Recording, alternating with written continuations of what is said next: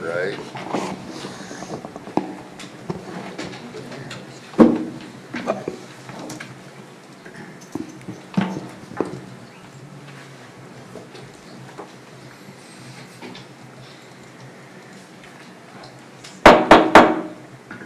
Okay, well, good evening, everybody. We will call to order the meeting for the Shenandoah City Council Wednesday, November 13th, 2019 at 7 p.m. Call the roll. Notice that everybody is here. We're going to stand and say the Pledge of Allegiance, and if you would like to stay standing with us, I'll say a quick invocation for us. I pledge allegiance to the flag of the United States of America and to the republic for which it stands, one nation, under God, indivisible, with liberty and justice for all. Honor the Texas flag. I pledge allegiance to thee, Texas, one state, under God, one and indivisible. Dear Lord, as we enter into the holiday season and we look forward to Thanksgiving and Christmas, it just reminds us how thankful we should be for all the blessings that you give us. It reminds us that these holidays and these holiday seasons are really about coming together with family and friends and your community and your neighbors, and just celebrating each other and one another. And nights like tonight just remind us that the reason why we're here is because we care about our community and our neighbors. We're not always going to be perfect, but we're just trying to do the best job we can to make life a little bit better for all of us. So please help guide us through that process. We pray these things in your Son's names, and all God's people said, Amen.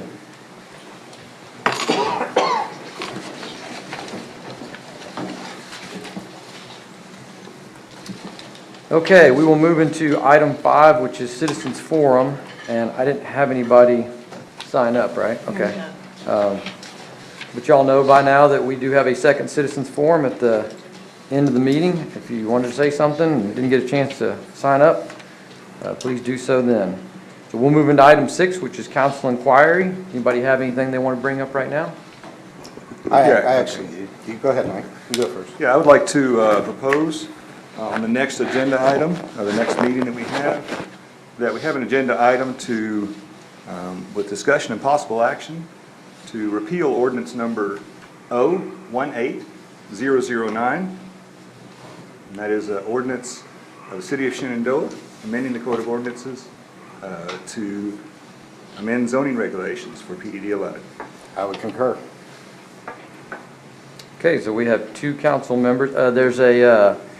There's another ordinance actually that's sort of in conjunction with that one. It's 0-16-010. Do we want to put that one on there as well, since it's related to that ordinance? Anything that has to do with PDD 11. Well, absolutely. They're both sort of sister ordinances, if you will. Okay. Kathy, if you would, since we have 2 council members asking for that, let's put that on the next agenda, please. Got it. Thank you. Anybody else got anything? Okay. With that, we will move into item 7, which is City Council sitting as the Board of Adjustments will hear the appeal of PHSH Construction LLC. And tell you what, I think we're going to do this. We're going to move that item to the end of the meeting, because I believe that we have an executive session that goes along with that, and I don't want to make everybody up here sit and wait on one item. So here's what we're going to do. We're going to move item 7 down to item after 13. Yeah, but then if anybody wants to get up and talk in citizens forum, they have to wait till after the executive session. And they have to wait for city administrator updates. Let's move it down to item, in between items 17 and 18. I don't want everybody else to have to sit and wait for us to go sit in executive session over one item. Okay, so with that, we will move to presentation of an annual pool report. This is presentation only. Whose is this? We Oh, have, there you go. Miss Woody's here. Hi, Miss Woody. I almost can see over top. Hi, guys. I think you probably already got a copy of this, maybe a month ago or more. So are there any major or minor questions I can help you with? I thought it was fantastic, and I noticed that there was a great improvement or a great increase in our average pool usage in 2019 compared to previous years. Well, we didn't have any green.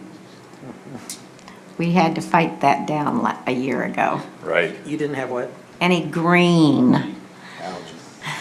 Well, yeah, The pool was blue. the pool was beautiful. We had it. Pool I know was- where it went.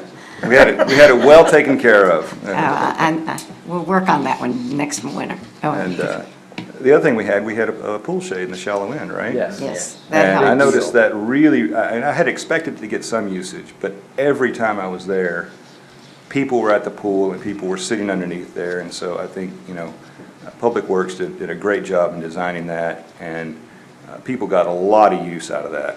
It helped that also with the cement underneath there And we had cement versus the underneath mud. the mud. Because most of the ones with small children, that's where they wanted to be. Right. And the picnic tables down there, so The the picnic tables, combination yeah. of three. Well, I will say that, both my kids swim on the Sharks, so I spent a lot of time at that pool. And of those 7 parties, 2 of them were ours. We had one out-of-school party and one birthday party. And I will say that you and your staff did a phenomenal job every time we were up there. And I appreciate the work y'all do. Thank you. Very much. You've done an incredible job over the last couple of years in taking over the pool and raising the standards and making it a great place for all of our residents to go and to enjoy. So thanks for all the hard work. Greatly appreciate it. We really appreciate you, Woody. You do a great job. Great job, Woody. Okay. Is there anything else I can help you with, gentlemen? Thank you, Woody. Thank you. Have a great night. All right, we'll move on to item 9, which is discussion and possible action regarding changes to the sign ordinance. Council, this draft that you have in your agenda pack reflects feedback from council members at the last meeting. You see a final draft here. There is an item highlighted that is still perhaps in question. City Attorney can elaborate on that. Yeah, I believe it was Councilman Fletcher, but I may have it wrong, that asked on the provisions that have 25 or 50% limitation on a photograph or a site plan to see what other cities did. I looked into Conroe, the Woodlands, New Braunfels, Waco, Jersey Village, West University, and none of them have a restriction on photograph or site plan. So there's no restriction of any percentage one way or the other. So if that's of any guidance. You want to just strike it? Do we need a motion Oh, for yeah. this? Yes, we would need a motion, and then you would need to make a motion with that as a As a topic. as a So qualifier. I move that we would approve the sign ordinance as it's submitted with the change of striking percentage of a specific sign amount or specific face amount on a sign. Okay, so we have a motion by Councilman Fletcher to approve with the amendment that there is no percentage included. We have a second by Councilman Christie. Do we have any discussion? I did on page, just 2 little things, or I guess 3, but on page 18, so we're looking at I, talking about the flagpoles, do we have any restrictions of distance? I didn't notice restrictions of distance between structure and/or build lines? Or would the flagpole be considered something that would go into a build line issue? Since we don't, it's not listed. It's going to depend, but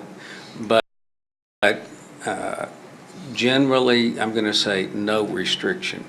We had taken out the one restriction so that if you had a side entrance, you could still have a flagpole. Sure. That was just a question about how we, do we need to say anything about it if they build? I'm assuming they can't put a flagpole in the easements already. That's already taken care of. So I just want to know if anybody had processed that or thought about that, if that was going to be an issue. Okay. So that was that one. And then 20, which is page 20. The political signs, or signs in general, really, do we have any, particularly the temporary signs, what we call the bandit style signs, do we want any restriction between the distance from the curb? In other words, it should have to be at least 2 feet from the curb so you could theoretically open a car door kind of thing. Or do we care? And that's really the other. It's not addressed in the sign ordinance. Right. And I didn't, because sometimes people's signs get way up on the curb, and I know some places say your signs, they have to basically show that they're in your yard as opposed to any of these easement areas. I really don't have a comment. It would probably be more of an enforcement, I don't know, our code enforcement people want to be out there with a ruler measuring feet. I mean, again, it's a comment to throw out for discussion, not necessarily asking for a change. I just missed that last time. We discussed this a while back. I But thought they had to be not in the right of way. So if the right of way was 5 feet from the curb, I mean, most people don't know that, but. Most people Right. have no idea. You know And that's- right away. that's what I'm saying. Most people think it's, if you can put those pins right up against the curb. I think that goes back to what Bill's saying, though, is that's just an enforcement issue. You just have to go out there and let them know that that's in the right of way. Or it's in an easement. I can tell you that I had political signs out this last year, and I got a phone call. So I just went with my sign. Yeah. Okay. The chief called me and said, hey, this sign's a little too close, can you get it out of the right of ways? Okay. This afternoon. I just, The CROs and some of the patrol guys will let them know that. all right, so we've. Just like the councilman said. That's what I needed to know. We're covered under that situation. I can let you know they enforce it. I put mine far enough back that people don't get tempted to drive up in my lawn and hit them. Now, are you talking about when we have the election up here?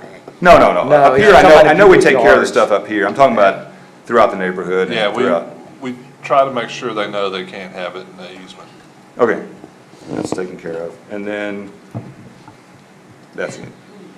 I had one, and I'm sure it's in here because we talked about it, but I couldn't specifically remember reading it or finding it. And that is, I didn't see anything that addressed people having indoor signs that are shining through a window that you can still see. Actually, you can do that. If you've There's got. no way for us to, That was discussed a long time ago, way back at the first sign ordinance. Because if you've got a big window, let's take Portofino, almost any sign, whether lit or not, can be seen yeah. through the glass. And so regulating it, So you can't even regulate that it can't be touching the glass? I mean, as long as it's on the inside of the glass, there's nothing we can do about it. They can put whatever There's sign they nothing- want in the window. there's nothing in our ordinance that does anything about it if it's inside the glass. Is that legally an ordinance that we could write? It's possible to write an ordinance. Because we have a business that's been a problem. There's always someone that's a problem. It's like I say, it's more when we looked at it before, it was more places like Portofino where you couldn't have the rack that said 20% off because you could see it from the window. And that would be a prohibited sign. So it becomes, how far can you regulate? Yeah, I'm Or- thinking more of lighted signs and That's scrolling my- marquees and, you know. I mean, the lighting, I think, Yeah. is kind of the next part of that question, you know, the neon lighting, those kind of things that are inside the windows. Yeah, I don't care if they put a big poster board up that says Right, 40% off. or but- for rent or yeah, whatever, well, yeah. But when you're talking about a scrolling neon marquee that's flashing and at nighttime, it's somewhat obnoxious. Okay, I'd like to look into being able to write an ordinance that would address that. And I don't know if there's a, you know, legally, since they're in the inside of their space, if that's possible, but I'd sure like to look into it. We can regulate that. You've got two options. One, you can pass the ordinance as it is tonight. And just have a to separate get ordinance, yeah, sure. So that P and Z can enjoy. Some success. Sure. And then we can come back and give you some proposals, because I think you might want to, there may be more than one proposal you'd want to examine. Yeah, I'm good with that. We can put some sort of amendment on there. It doesn't need to be. Yeah, we can amend the sign ordinance now that we've got a clean version. Yeah, no, I agree. So one other comment I guess I found was on the garage sale signs, we just can put garage, just says the big words garage sale I mean, out. So my thought was, or is that something that we might want to say the signs that are not on the property may have to have the address and date? Let's talk about directional signs. The directional sign, you have garage sale that individuals put out, kind of all over the neighborhood on a, right now, they don't have to, just say garage sale and have arrows and, right? That's the way it's written right now. There's no indication of where it might actually be or when it might actually be happening. So you're not talking about the community-wide? No, I'm talking about the garage, so page 18J, no permit required, you can put the signs out. Anybody's lot, you can have permission. but the only way you can put it, you can only put it on your property unless you have the other property owner's permission. Okay, and there's no allowance in here for right-of-way for garage sale signs, right? They're going to be pulled up out of the right-of-way. Okay, all right. I'd like to ask Ted, the 50% requirement is in construction 21 signs stuff. and Real estate. real estate Both, signs. So both. So should we Say both. should we just include all of those as the same thing? That's the way I interpreted it, but yes. All right. So just stop it, which should be allowed to be displayed within the sign face area, period.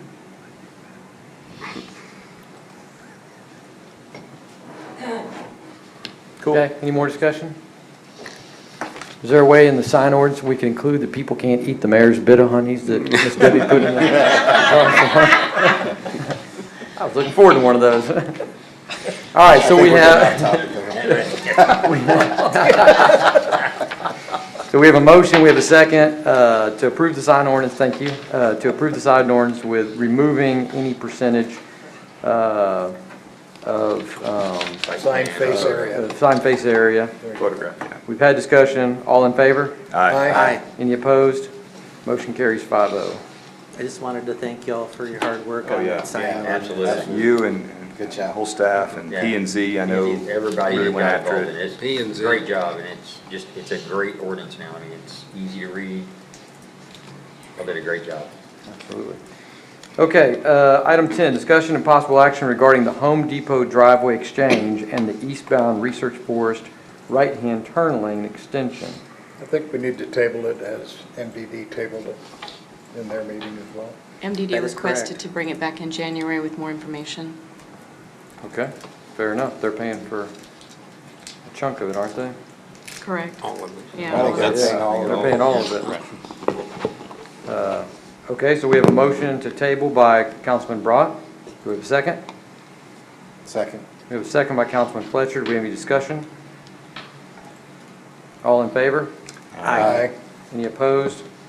Motion carries 5-0. You know, and it actually might be a good idea in light of that, because I apologize that I didn't get a chance to get up here and watch and come to the MDD meeting. It might be a good idea to have that MDD report as the first item on the agenda, just in case we have something like this creep up, so that we'll know what's going on. That might be, for future meetings, that might be a good first item. Does MDD meet in December? No. No, No meeting in That December? was just correct, decided, in yeah. January. Okay. That's why, January. Okay.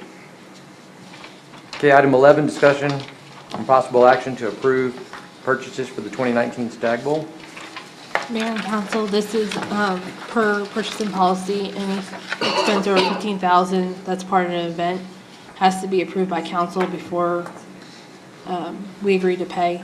Right now, we just have estimates so that we can get the purchase orders approved in the system so that we have documentation. So the three that, well, there's only two that's over $15,000 at this point. It's the rental of the stadium, the NCAA banquet main event, and then the rental of the generator that we're required to per ESPN's equipment. That is, we think it's gonna come in at $13,000, but I wanted to put it on there just in case. So, It might. I'm sorry if A little I- bit. yeah. Okay, do we have a motion? Motion to approve. I have a motion by Councilman Raymaker to approve. Second. I have a second by Councilman Brought. Any discussion? I'm going to recuse myself from this one. Oh, sorry. So, am I mistaken, or is the rental of the stadium like double what it was last year? So I thought it was 36,000 too, but I think that was the natatorium, wasn't it? No, so it was 36,000. It was but- 36,000. But the counter has taken over the field marking, which cost us about 28,000 last year. Also, the installation of the goalposts, which was about 14,000. So And then instead was of there us another thing else? contracting all those pieces, they're doing it Yeah. for us. Well, wait, I thought the goalposts were ours. I thought we bought $15,000 It- goalposts. But you still have to install them. And it cost $14,000 to No. install $15,000 goalposts? It's 7,000 to install. The I'm in PO, the the wrong PO didn't business. indicate, so I was trying to go based on the old PO, but there was no indication. It's about the split out. 7,000 for the installation this year. Yeah, they have to take down the other ones, put up the new ones, and then take them back down and put up the old ones again. Well, okay, Is so that like that's, $1,000 an hour, or what? Crane rental. You don't, so even so, there's a $46,000 delta we're talking about. If it's $7,000 for the goalposts, we're still $39,000 short. And this is the field painting and the staff. We have a lot of their staff involved in staging this event as well. So last year that was a separate. Correct, everything was separated. And CISD has, they work frequently with the field painters, so they have a very good relationship and, you know, good knowledge of that process, so they can help us run that smoothly. And if John has some more details to add, if we're missing anything, So basically, what you're saying is we're grouping like 5 items together into this one. So the Correct. budget that we saw last year showing 36,000. correct, it's about the same money, but it's, instead We've of grouped us it. piecing it out, it's handled by CISD. That makes more sense. Correct. And they're still estimates, so we, I'd like to see at some point. Doesn't Break it, necessarily, yeah. yeah, it doesn't necessarily have to, you know, the vote doesn't have to wait on it. But I'd sure love to see a side-by-side comparison, you know, what last year, the expenses that they're saying they're gonna handle this year, what it costs, and then what our package is, you know? We can it's a provide that. reasonable request. Yeah. Is that something y'all think you can email us, because we're not going to see it before We can. the Stag Bowl? That would be great. I mean, it's not going to hold this up by any means, but, you know, when there's that big of a number change, it'd be nice to kind of see what was what. Okay, so we have a motion and a second. Any more discussion? All in favor? Aye. Any opposed? Motion carries 4-0-1 with Councilman McLeod recusing himself. Okay, item 12, discussion and possible action to purchase vests and tasers from the Equipment Replacement Fund. Motion to approve? Second. Have a motion by Councilman Raymaker to approve. We have a second by Councilman Fletcher. Do we have any discussion? I have a question. Did the old ones go into some sort of a recycled fund, or do we sell those, or how does that work? The tasers, we can get money from them back from taser, but it's not much. Okay. The vests, nobody wants expired vests. So, I just don't know how that process works, so. Good second. no, they're just, when they expire, they just expire. Okay. In October, the October meeting, we did declare the tasers as surplus, so. Okay. mhm. So we can sell those off. That's all. Anybody else? All in favor? Aye. Any opposed? Motion carries 5-0. Item 13, discussion and possible action to adopt the following resolution. Resolution casting votes for candidates for the election of the Montgomery County Appraisal District Board of Directors. Council, back in the August 14th meeting, you nominated Councilman Raymaker to be placed on the ballot. Now we have the ballot, and this is where we cast our votes. You can see he is on the ballot, listed along with the other candidates, and we have 8 votes. You can cast them toward one person or break them up, however you see fit. I move that we cast all 8 votes for Ron Raymaker. Second. I have a motion by Councilman Fletcher to cast all 8 votes for Ron Raymaker. I have a second by Councilman Brott. Do we have any discussion? All in favor? Aye. Any opposed? Motion carries 5-0. Now, if only I had another 5,000 votes. Thanks for your participation, Ron. If I had as many votes as Conroe ISD, I'd be in a good place. Right. Right. Discussion and possible action to ratify the accounts payable for October 2019. So moved. Second. I have a motion by Councilman Brott. I have a second by Councilman Fletcher. Any discussion? All in favor? Aye. Any opposed? Motion carries 5-0. Item 15, non-action items. This one's the city administrator. Council, again, with our revised purchasing policy, we're notifying you of the water system leak testing at $15,200, approved in the budget for that amount. We have approved that PO. And that's the only item. Thank you, Kathy. Move to item 16, which is our second citizens forum. Did anybody want to get up and speak? No? Okay, then we will move to item 17, which is the city administrator updates. Council, I have a few quick ones. First of all, you've probably seen some activity at Research and I-45. TxDOT is working on some sidewalks, curb repairs, and handicap access ramps at that location. Secondly, the traffic signal project at Medical Plaza in Pinecroft is almost done, and the county is completing a crosswalk there. So that'll be finished here pretty quick. Savannah Waterline project is starting. We expect construction in the area of Savannah and Enchanted. Residents in that immediate area have been notified about the project. Also reminding everyone, Lighting of the Angels is December 3rd. That's a Tuesday following Thanksgiving. It's going to be over here at the Public Works Building, 6 to 8 p.m. And lastly, Halloween Safe Streets was probably the biggest one that we've had so far in terms of turnout, and it was a big success. We had great weather for the first time in 3 years, so that was nice. That's fantastic. That's all I have. That is great. Okay, well, we are going to now adjourn the regular meeting, and we are going to move into executive session, and we are going to discuss personnel matters with the city administrator, and we are also going to meet with our city attorney on litigation. So we will move into executive session at 7:30. Thanks, everybody.